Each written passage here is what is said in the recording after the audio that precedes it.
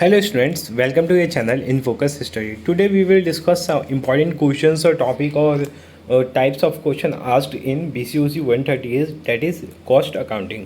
ठीक है, इसके जितने भी हम क्वेश्चंस मतलब किस किस टाइप के क्वेश्चन पूछते देखो, ये मेरा पार्ट 1 होगा। ठीक है, इसके बाद मैं 3-4 पार्ट लाऊंगा। ठीक है, एग्ज़ाम तक, ताकि देखो इसमें पता है क्या चीज़ है, मैं चाहता तो एग्ज़ाम से 2 दिन पहले वीडियो डालता, बट इसमें दिक्कत क्या है, इसमें प्रैक्टिकल्स क्वेश्चन है। ठीक है, और प्रैक्टिकल क्वेश्चन एक दिन में कोई नहीं समझ पाएगा भाई। ठीक है, उसके लिए आपको टाइम देना पड़ेगा। तो ठीक है, अभी मैं जो जो क्वेश्चन बताऊंगा इस वीडियो में तो मैं थ्योरी बताने वाला हूँ। 2 दिन बाद मैं 1 या 2 दिन बाद अगर इस वीडियो पे अच्छा रिस्पांस आया तो मैं प्रैक्टिकल्स क्वेश्चन भी सॉल्व करवाऊंगा। ठीक है, तो आप कमेंट में लिख देना जिसको जिसको प्रैक्टिकल क्वेश्चन चाहिए तो लिख देना।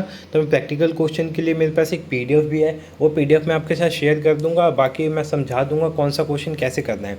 ठीक है, तो इस वीडियो में एक बार हम पेपर का पैटर्न डिस्कस करते हैं और कुछ इंपॉर्टेंट क्वेश्चन हैं वो मैं आपके साथ डिस्कस करूँगा जो पेपर में डेफिनेटली आने वाले हैं। उसमें से क्वेश्चन आएगा ही आएगा, ये मेरी गारंटी है। देखो, ये पहला जो इसका सब्जेक्ट था वो ECO 10 था, और ECO 10 में जो क्वेश्चन हम बताते थे वही क्वेश्चन आते हैं पेपर में। ठीक है, आप मेरी प्रीवियस ईयर वीडियो देख सकते हो ECO 10 की। ठीक है, और प्रीवियस ईयर क्वेश्चन पेपर उठा सकते हो, सारे क्वेश्चन हमारी वीडियो से आए हुए हैं। ठीक है, तो अगर आपको जल्दी करना है तो आप मेरी ECO 10 की प्रीवियस वीडियो देख सकते हो, मैं डिस्क्रिप्शन में डाल दूंगा। ठीक है, बाकी ये वीडियो भी आप देख सकते हो। ठीक है, सो हाँ, ये पहला क्वेश्चन देखो, define costing, difference between cost accounting और फाइनेंस अकाउंटिंग। तो पहले चैप्टर से 20 नंबर कंफर्म है, और वो कंफर्म मैं करवाऊंगा आपको। पहले चैप्टर के जो जो इंपॉर्टेंट क्वेश्चन है मैं सारे करवा दूंगा इस वीडियो में आज। ठीक है, तो 20 नंबर तो आपका कंफर्म हो गया। फिर उसके बाद इन्वेंट्री कंट्रोल क्या होता है, ये 3rd चैप्टर का है। ठीक है, 3rd या 4th चैप्टर का है इन्वेंट्री कंट्रोल के बारे में। तो मतलब इसमें अब मैं बताता हूँ आपके थ्योरी वाले क्वेश्चन कितने हैं, पहला दूसरा। ठीक है, दूसरे के बाद तीसरा भी थ्योरेटिकल है, और छठा भी है, और 8वां भी। 8वां तो शॉर्ट नोट्स वाला है, तो कंफर्म है कि थ्योरेटिकल है। तो 8 क्वेश्चन, मतलब 8 क्वेश्चन को 2 से करोगे तो 160 मार्क्स हो गए आपके। एक सेकेंड दोबारा कर लेते हैं, 1 2 3 4 5 मतलब 5 क्वेश्चन आपके थ्योरेटिकल हैं। तो आप अगर बिना मतलब आप मतलब प्रैक्टिकल क्वेश्चन भी ना भी करो तो आप थ्योरेटिकल से अच्छे नंबर ले सकते हो। ठीक है, पूरे नंबर स्कोर कर सकते हो। लेकिन मैं एक चीज़ बताऊंगा आपको, जैसे ये हमारे साथ इनकम टैक्स में हुआ था। इनकम टैक्स में भी हमने ये सोचा था कि हम थ्योरी करके पास हो सकते हैं, बट उसमें क्या हुआ था, एकदम से प्रैक्टिकल क्वेश्चन पूछ लिए थे। ठीक है, तो आपको इस बार इसमें वो गलती नहीं करेंगे हम। ठीक है, प्रैक्टिकल क्वेश्चन के लिए पहले से प्रिपेयर रहेंगे। ठीक है, सो ये तो पेपर का पैटर्न मैंने बता दिया आपको। 2 या 3 क्वेश्चन प्रैक्टिकल्स के आएंगे, बाकी थ्योरेटिकल आएंगे। थ्योरेटिकल की वेटेज ज़्यादा रहेगी एज़ कम्पेयर टू प्रैक्टिकल्स। ठीक है, हिंदी वाले भी देख सकते हैं। ठीक है, क्वेश्चन पेपर है ये। ठीक है, अब हम अपने इंपॉर्टेंट क्वेश्चन पे चलते हैं जो मतलब जो आपके पेपर के पॉइंट ऑफ व्यू से बहुत ज़्यादा इंपॉर्टेंट होने वाली है। ठीक है, सो इंपॉर्टेंट क्वेश्चन देख लेते हैं हमारे कौन कौन से हैं। पहला क्वेश्चन जो पूछा जाता है, what is cost accounting, distinguish between cost and finance accounting. ठीक है, कॉस्ट अकाउंटिंग क्या होता है और हमें डिफरेंस बताना है किसके बीच, कॉस्ट अकाउंटिंग और फाइनेंस अकाउंटिंग के बीच। ठीक है, सो इसका आंसर हम देखते हैं पहले। ये रहा, देखो cost accounting is a process of accounting for cost. ये क्या होता है, एक प्रोसेस होता है किसके लिए, कॉस्ट को अकाउंट करने के लिए, कॉस्ट को एक तरह से मैनेज करने के लिए हम कॉस्ट अकाउंटिंग करते हैं। ठीक है, सेकंड पॉइंट देखो, it provide statistical data on the basis of which future estimates में बी प्रिपेयर्ड। ठीक है, ये स्टैटिकल डाटा हमें प्रोवाइड करता है जिसकी वजह से हम क्या करते हैं, जो फ्यूचर के एस्टिमेट्स होते हैं वो प्रिपेयर करते हैं। लाइक सेलिंग प्राइस इससे फिक्स होता है। ठीक है, और मैनेजमेंट को ये हेल्प करता है। तो ये सब चीज़ें हैं। नेक्स्ट पॉइंट है हमारा, it incorporates income and expenditure. ठीक है, ये इनकम एंड एक्सपेंडिचर को क्या करता है, इनकॉर्पोरेट करता है। नेक्स्ट पॉइंट है हमारा, it involve analysis recording establishment comparison and reporting. ठीक है, तो ये सब इसमें क्या होता है, इन्वॉल्व होते हैं ये सब टर्म्स। तो ठीक है, अगर कॉस्ट अकाउंटिंग की डेफिनेशन पूछे तो आप ये सब चीज़ें लिख सकते हो जिसको आपको अच्छे नंबर मिले। देखो, लिखने चाहो तो आप 1 लाइन में भी लिख सकते हो, 2 लाइन में भी, लेकिन जितना कम लिखोगे वो एग्जामिनर के ऊपर उतना इफेक्ट कम पड़ेगा, क्योंकि उसको चाहिए ज़्यादा। और ज़्यादा का मतलब ये नहीं कुछ भी लिखो अच्छी चीज़ लिखो। ठीक है, तो ये आप लिख सकते हो जिससे आपको अच्छे नंबर मिले। फिर इसके ऑब्जेक्टिव क्या होते हैं, तो पहला ऑब्जेक्टिव होता है कंट्रोल कॉस्ट। जो कॉस्ट होती है उसको कंट्रोल करने के लिए हमारा मेन जो होता है कॉस्ट अकाउंटिंग किया जाता है। ठीक है, दूसरा क्या होता है, टू एनालाइज एंड क्लासीफाई। इसमें हम एनालाइज करते हैं, क्लासीफाई करते हैं चीज़ों को। फाइनेंशियल में हम क्लासीफाई नहीं करते। ठीक है, लेकिन इसमें क्या करते हैं, एनालाइज करने के बाद उसको क्लासीफाई कर देते हैं। और थर्ड पॉइंट क्या है, एसेटमेंट ऑफ कॉस्ट। ठीक है, कॉस्ट का क्या होता है, एसेटमेंट होता है। उसके बाद नेक्स्ट पॉइंट क्या है, डिटर्मिनेशन ऑफ सेलिंग प्राइस। ठीक है, एसपी मैंने लिखा शॉर्ट फॉर्म में, इसमें हम एसपी का डिटरमाइन कर लेते हैं। क्यों, क्योंकि हम फ्यूचर एस्टिमेट्स पहले ही बता देते हैं, तो उसकी वजह से जो उसका सेलिंग प्राइस होना चाहिए वो भी हम एस्टिमेट मतलब डिटरमाइन कर लेते हैं। नेक्स्ट पॉइंट है हमारा लास्ट पॉइंट है to identify cause of wastage, जो वेस्टेज की कॉज होती है उसको भी क्या कर लेता है, ये आइडेंटिफाई कर लेता है। ठीक है, इसके बाद क्वेश्चन आता है डिस्कस 5 मेथड ऑफ कॉस्टिंग। देखो ये जो 5 मेथड्स ऑफ कॉस्टिंग है ये डायरेक्ट तो बहुत कम पूछता है, लेकिन ये शॉर्ट नोट्स में पूछता है। वो कैसे पूछता है मैं दिखा देता हूँ आपको क्या क्या होते हैं इसके शॉर्ट नोट्स। देखो मैं एक सिंपली ये मैं आपको चार्ट समझा देता हूँ। पहले देखो मेथड ऑफ कॉस्टिंग क्या होता है, दो होता है, एक तो स्पेसिफिक ऑर्डर कॉस्टिंग है, कंटिन्यूअस ऑर्डर। स्पेसिफिक में क्या होता है, बस हम कोई खास ऑर्डर प्रिपेयर करते हैं। कंटिन्यूअस में क्या होता है, हम लगातार मतलब जो ऑर्डर्स होते हैं वो प्रिपेयर करते जाते हैं। अब इसके अंदर होता है जॉब कॉस्टिंग, बैच कॉस्टिंग और कॉन्ट्रैक्ट। ये स्पेसिफिक में होता है। कंटिन्यूअस में क्या होता है, प्रोसेस, यूनिट और ऑपरेटिंग कॉस्टिंग। ठीक है, अब देखो इसमें हमें करना कौन कौन से हैं। जॉब कॉस्टिंग आता है पेपर में, बैच कभी कभी आ जाता है, कॉन्ट्रैक्ट आता है, उसके बाद प्रोसेस आता है और यूनिट आता है। ऑपरेटिंग कॉस्टिंग नहीं आता है, तो इसको हम स्किप कर सकते हैं। बता देता हूँ, ऑपरेटिंग का मतलब होता है जो ट्रांसपोर्टेशन का कॉस्ट आता है, मतलब जो इंटेंजिबल कॉस्ट होता है उसको हम ऑपरेटिंग कॉस्टिंग बोलते हैं। ठीक है, अब जॉब कॉस्टिंग क्या होता है इसको हम थोड़ा डीपली देखते हैं, क्योंकि ये 5 नंबर में आ जाता है डिफरेंशिएट करने वाले में, तो आप इसको अच्छे से लिखना पड़ेगा। तो देखो मैं यहाँ पे लिखा हुआ है पॉइंट्स, आप देख सकते हैं। Performed under specific instruction of individual customer. ठीक है, ये क्या होता है, परफॉर्म होता है स्पेसिफिक इंस्ट्रक्शन, मतलब किसी के इंस्ट्रक्शन पे होता है। जब कोई बोलेगा हमें कि हाँ ये चीज़ हमें चाहिए, तभी हम इसको परफॉर्म करेंगे। ठीक है, every customer has a special taste, preference, design and spending power. ठीक है, नॉट कंपेरेबल। इसमें हम कंपेयर नहीं करते हैं, क्योंकि हम एक ही मतलब एक किसी स्पेसिफिक पर्सन के लिए बनाते हैं, फिर उसके बाद कुछ और बनाते हैं, तो इसमें हम कंपेयर नहीं कर सकते। नॉन रिपीटेटिव, इसमें रिपीट भी नहीं होता है, जो मैंने अभी बताया। Each job has unique feature, इसको आप स्किप कर देना। ठीक है, इसमें यूनिक फीचर होते हैं सबके अपने अपने। Performed in A small duration, ये स्मॉल ड्यूरेशन का होता है क्योंकि हमें इसमें शॉर्ट टर्म के लिए मतलब ऑर्डर्स मिलते हैं। ठीक है, इन फैक्ट्री प्रीमिसेस, देखो इसमें हमेशा जरूरी नहीं है कि फैक्ट्री में हो, बट मोस्ट ऑफ क्या होता है फैक्ट्री में ही हो जाता है ये काम इसका। Work start after receiving the order, जो काम स्टार्ट होता है वो ऑर्डर रिसीव होने के बाद ही होता है। नेक्स्ट हमारा बैच कॉस्टिंग होता है। इसमें क्या होता है, इसमें सेम ही होता है, बस इसमें क्या होता है, batch is a small number. देखो मैं एक बार बता देता हूँ, batch is a number of small order pass through the factory in a group. इसमें ग्रुप में किया जाता है, उसमें सिंगल किया जाता है, इसमें ग्रुप में किया जाता है। ठीक है, कॉस्ट ऑफ इस बैच इज़ कैलकुलेटेड सेपरेटली, जो बैच होते हैं उनके जो कॉस्ट होती है वो सेपरेट कैलकुलेट होती है। Each batch is taken as one cost unit, जो एक बैच होता है उसको वन कॉस्ट यूनिट के तौर पर कंपेयर किया जाता है, टेकन लिया जाता है। ठीक है, इसका फॉर्मूला क्या होता है, कॉस्ट पर यूनिट का, कॉस्ट ऑफ बैच अपॉन में नंबर यूनिट्स। ये इसका फॉर्मूला होता है, आप याद कर सकते हो, जो कि लिख के आपको अच्छे नंबर मिल सकते हैं। नेक्स्ट है हमारा कॉन्ट्रैक्ट कॉस्टिंग। देखो कॉन्ट्रैक्ट कॉस्टिंग क्या होता है, ये जो हमारा जॉब कॉस्टिंग होता है इसमें डिफरेंस भी पूछते हैं। जॉब कॉस्टिंग और कॉन्ट्रैक्ट कॉस्टिंग में क्या डिफरेंस है, तो जॉब कॉस्टिंग स्मॉल इन्वेस्टमेंट होता है, और कॉन्ट्रैक्ट कॉस्टिंग क्या होता है, इन्वॉल्व लार्ज इन्वेस्टमेंट। इसमें लार्ज इन्वेस्टमेंट होता है। ठीक है, ये एक से ज़्यादा साल ले लेता है। ठीक है, परफॉर्म्ड आउटसाइड फैक्ट्री होता है ये। ठीक है, क्योंकि इसमें क्या आते हैं, ब्रिज के कंस्ट्रक्शन आते हैं, मेनली इसमें कंस्ट्रक्शन का काम आता है, जैसे ब्रिज हो गया, पुल हो गया, डैम हो गए, ये सब। ठीक है, each contract is taken separately, इसमें जो कॉन्ट्रैक्ट होते हैं सेपरेटली लिए जाते हैं। जनरली ऑफ कंस्ट्रक्शन नेचर, इसमें मेनली क्या होता है, कंस्ट्रक्शन का नेचर होता है। Also known as terminal costing, इसको टर्मिनल कॉस्टिंग के नाम से भी जाना जाता है। नेक्स्ट हमारा है प्रोसेस कॉस्टिंग। ये सिंपल देखो क्या होता है, इसमें जो हमारे मतलब वो होते हैं जो रॉ मटेरियल होते हैं वो अलग अलग क्या होते हैं, प्रोसेस से जाते हैं, अलग अलग स्टेजेस से जाते हैं। जैसे यहाँ पे आप देख सकते हो कि बना हुआ है प्रोसेस 1, तो जो प्रोसेस 1 में होता है वो आउटपुट होता है, वो आउटपुट जाके दूसरे का मतलब जो आपका आउटपुट है वो दूसरे में जाके आउटपुट बनेगा, और इसका इनपुट जो होगा वो दूसरे में जाके फाइनल प्रोडक्ट बन जाएगा। तो इसमें कई सारे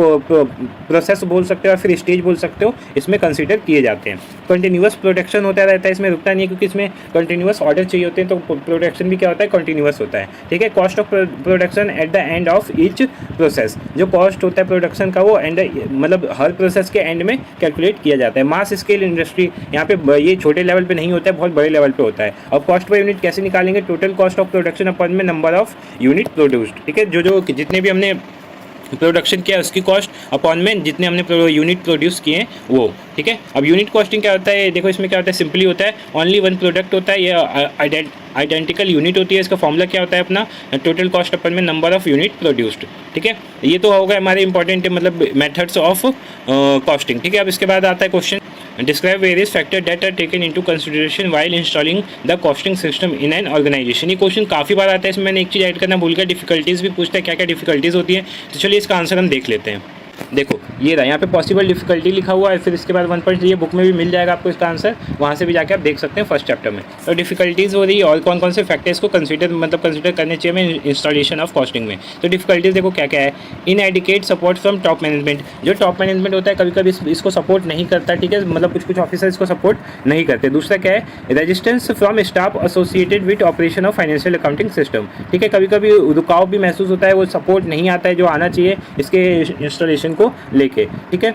रीसेटमेंट at other level in view of additional work expected due to costing system, ठीक है। Shortage of trained and qualified staff to handle the new system, ठीक है। अब देखो नया कोई भी अगर सिस्टम में इंस्टॉल किया जाएगा तो उसको ट्रेन करने के लिए नए लोग चाहिए, क्योंकि अगर नए चीज़ लाओगे तो जो पुराने लोग होंगे उनको तो नॉलेज नहीं होगी ना, कुछ को हो सकती है मान लो, लेकिन सबको नहीं होगी, तो उनको ट्रेन करने के लिए क्या चाहिए, फिर नए स्टाफ चाहिए, नया ट्रेनर चाहिए, तो उसके लिए और ज़्यादा पैसे लगेंगे जो कि अच्छी बात नहीं होगी, ठीक है। हैवी कॉस्ट, इसका जो इसका इंस्टॉलेशन होता है उसमें हैवी कॉस्ट भी लगती है, तो ये भी इसको क्या करते हैं, डिफिकल्टीज बना देती है, डिफिकल्ट बना देती है। अब कौन कौन से फैक्टर हमें ध्यान में देने चाहिए। पहला क्या है, ऑब्जेक्टिव ऑफ कॉस्टिंग सिस्टम, हमें ऑब्जेक्टिव क्या है इसका, मतलब जरूरी क्यों है, क्या उद्देश्य है, ये हमें ध्यान में रखना चाहिए। दूसरा नेचर ऑफ बिजनेस, जो हमारा बिजनेस है उसका नेचर ध्यान में रखना चाहिए। फिर उसके बाद क्वालिटी ऑफ मैनेजमेंट, मैनेजमेंट किस क्वालिटी की है, जो हमने ऊपर डिफिकल्टीज पढ़ा था उसी का सॉल्यूशन एक तरह से कि मैनेजमेंट की क्वालिटी अच्छी होनी चाहिए, ठीक है। उसके बाद size and type of organisation, जो ऑर्गेनाइजेशन की टाइप क्या है, साइज क्या है, उसके हिसाब से फिट बैठता है को उस तरह का कॉस्टिंग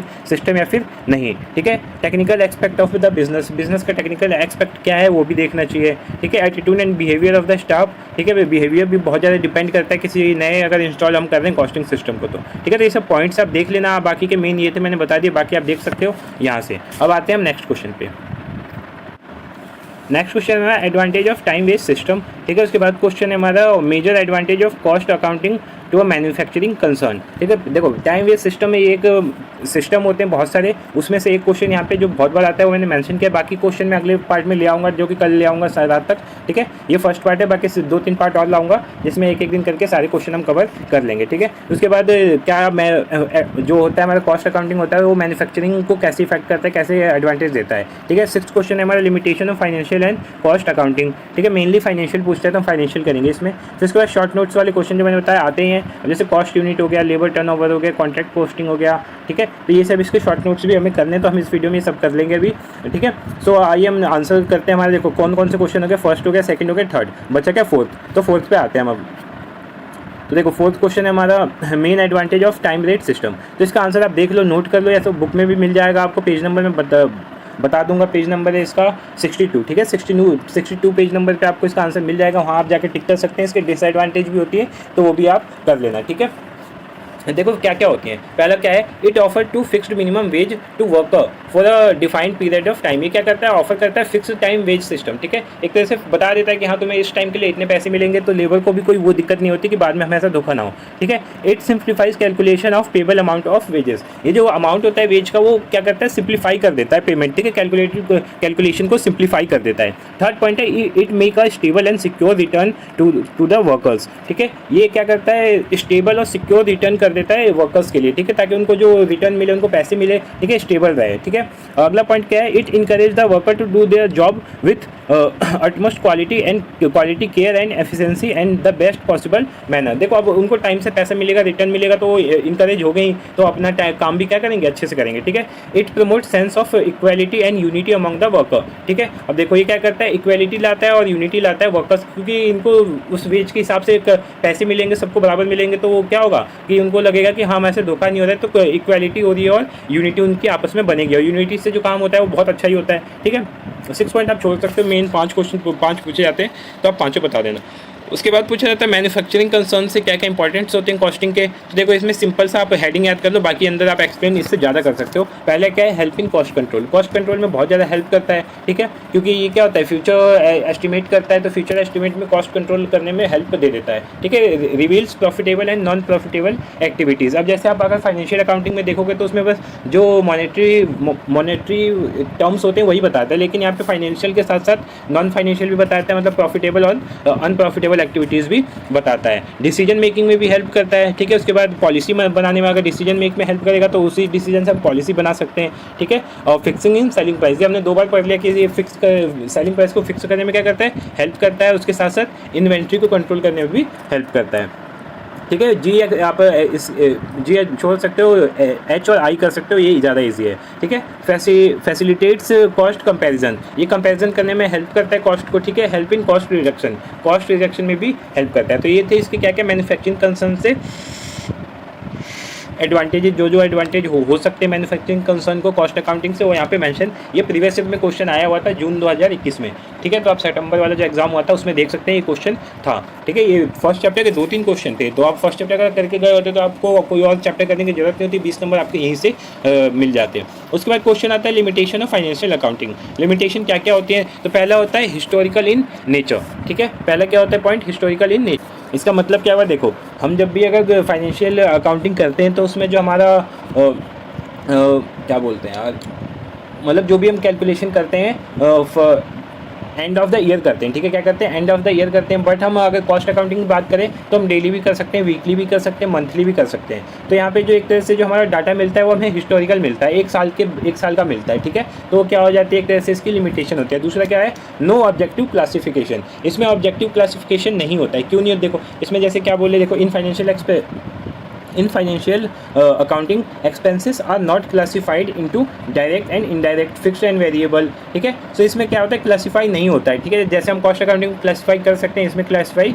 नहीं कर सकते। थर्ड पॉइंट है हमारा no information about fixation of price. ठीक है। इसमें फिक्सेशन ऑफ प्राइस के बारे में कोई इन्फॉर्मेशन नहीं होती, but as compare to this हम कॉस्ट अकाउंटिंग में क्या कर सकते हैं? सेलिंग प्राइस को फिक्स कर सकते हैं, फ्यूचर एस्टिमेट्स कर सकते हैं अपने एक्यूरेसी के साथ, या फिर कॉस्ट अकाउंटिंग से जो इन्फॉर्मेशन मिलती है वो फ्यूचर एस्टिमेट होती है, तो मुझसे प्राइस के एस्टिमेशन में हेल्प मिल जाती है। ठीक है। उसके बाद क्वेश्चन है हमारा, पॉइंट है हमारा fourth, no control over labour cost. इस पे कोई लेबर को, मतलब इसका लेबर कॉस्ट पे कोई भी कंट्रोल नहीं होता है। ठीक है। फिफ्थ पॉइंट है no system to control material cost. इसमें कोई सिस्टम नहीं होता है मटेरियल कॉस्ट को कंट्रोल करने के लिए, जो इसका एक वीक पॉइंट हो जाता है। ठीक है। फिर fail to give relevant data, ये डाटा देने में फेल हो जाता है। ठीक है। जैसे अगर हम कॉस्ट अकाउंटिंग की बात करें तो बहुत सारी इन्फॉर्मेशन दे देता है, मॉनेटरी के साथ साथ और भी सारी इन्फॉर्मेशन दे देता है, लेकिन यहाँ पे फाइनेंशियल अकाउंटिंग नहीं दे पाता। अगला क्या है? Provide information as a whole. Provide information as a whole का मतलब क्या है? ये जो भी इन्फॉर्मेशन देता है वो क्या देता है? पूरे डिपार्टमेंट की देता है, डिपार्टमेंट की नहीं, पूरे ऑर्गेनाइजेशन की देता है। लेकिन हम कॉस्ट की बात करें तो अलग अलग हम डिपार्टमेंट में जा सकते हैं, अलग अलग यूनिट में जा सकते हैं, अलग अलग बैच में जा सकते हैं, जैसे हमने मैटर्स पढ़े थे। तो ये इसकी क्या हो जाती है? वीकनेस हो जाती है और कॉस्ट की एडवांटेज हो जाती है। ठीक है। सो ये क्वेश्चन भी हमारा कवर हो गया। अब हम आते हैं शॉर्ट नोट्स वाले। कॉस्ट सेंटर यहाँ पे नहीं था, लेकिन मैंने मेंशन कर दिया क्योंकि कॉस्ट यूनिट के साथ कॉस्ट सेंटर भी आता है। पहले हम कॉस्ट यूनिट देख लेते हैं। कॉस्ट यूनिट क्या होता है? It refers to measure of cost. ठीक है। जब हम मेजर ऑफ कॉस्ट करते हैं तो इसी को क्या बोलते हैं? कॉस्ट यूनिट बोलते हैं। अभी दो तरीके के होते हैं, सिंगल कॉस्ट यूनिट और कंपोजिट कॉस्ट यूनिट। ठीक है। आप यहाँ से भी डेफिनेशन देख सकते हैं, ब्लैक हाईलाइट जो हो रखा है ये भी आप लिख सकते हैं, मैं इसको ज़्यादा प्रीफर करूँगा लिखना। ठीक है। सो आप ये कर सकते हैं। उसके बाद दूसरा इसी में आता है कॉस्ट सेंटर। क्या होता है? देखो कॉस्ट सेंटर सिंपली क्या होता है? लोकेशन बोल सकते हो, पर्सन या फिर आइटम ऑफ इक्विपमेंट, इनके ग्रुप को बोलते हैं, फॉर विच कॉस्ट में भी ascertained and used for the purpose of cost control. ठीक है। कॉस्ट कंट्रोल के पर्पस से इसको किया जाता है। अब इसमें देखो लोकेशन का मतलब क्या है? फैक्ट्री हो सकता है, ऑफिस हो सकता है, वॉर हाउस हो सकता है, स्टोर हो सकता है, सेल्स डिपार्ट हो सकता है। पर्सन में क्या हो सकता है? Foreman, salesman, customer. ठीक है। इक्विपमेंट में क्या होता है? मशीनरी, कार, ट्रक, क्रेन, ये सब हो सकते हैं। तो ये इजी पॉइंट था, आप इसको करके जा सकते हैं। कॉस्ट यूनिट मैंने बता दिया। ठीक है। सो ये वीडियो यहीं पे एंड होती है। होप्स आपको वीडियो अच्छी लगी तो वीडियो को लाइक करना, चैनल को सब्सक्राइब कर देना for other information. Thank you so much.